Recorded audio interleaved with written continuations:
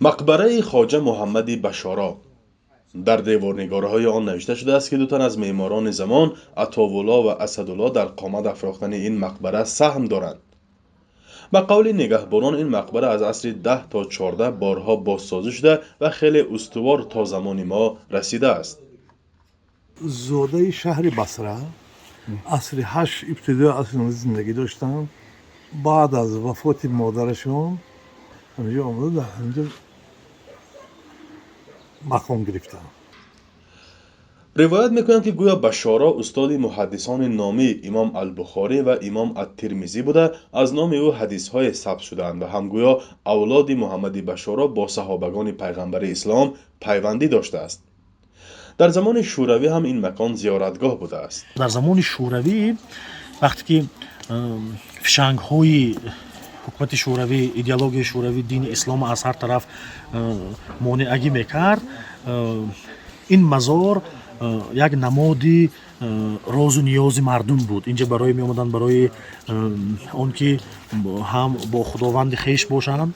حالا نیز همه روزه ده ها جهانگردان از گوشه و کنار عالم به اینجا می آیند و محمد شریف زاده عربستان سعودی یکی از آنهاست. من امروز به اینجا به مزار شریف آمدم تا این مقبره زیبا را ببینم. من درباره شیخ محمد بشار رحم الله چیز زیاده نمیدانم.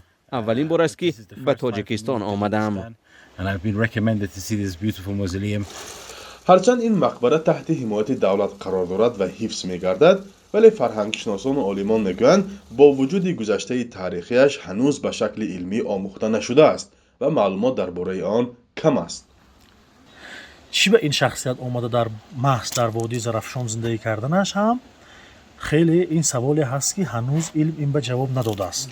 بعد روایت های مردمی بسیار هست درباره آدم، گویا که در همین جا می نشسته است و در تمام جهان اسلام چی نویگری می گذشته است، همین خیلی پیام می بیاید گفته بر سرش و همه نویگری های جهان اسلام می دانسته است. همین گونه روایت ها و همین گونه چیزهای مردمی هست. گفته می شود عین حال در تاجیکستان بیش از 2000 آثار تاریخی و فرهنگی، آرامگاه های قدیم، خرابه های شهر و شهرک ها، قلعه ها، مناره ها، مدرسه و مساجد و مقبره و مزارها موجود است. از نگاه فرهنگشناسان همه این مزار و مقبره ها هرچند زمان شوروی نامنویس شده‌اند به پژوهش جدی نیاز دارند.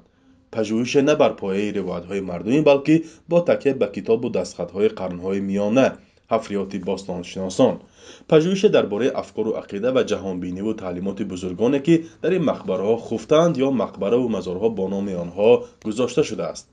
اما انجام این پژوهش بدون سرمایه گذاری ناممکن است. الحال بیشتر به ترمیم و نگهداری این مکانها دقت داده می شود. فرزان محمدی، رادیو آزادی، شهر پنجکند.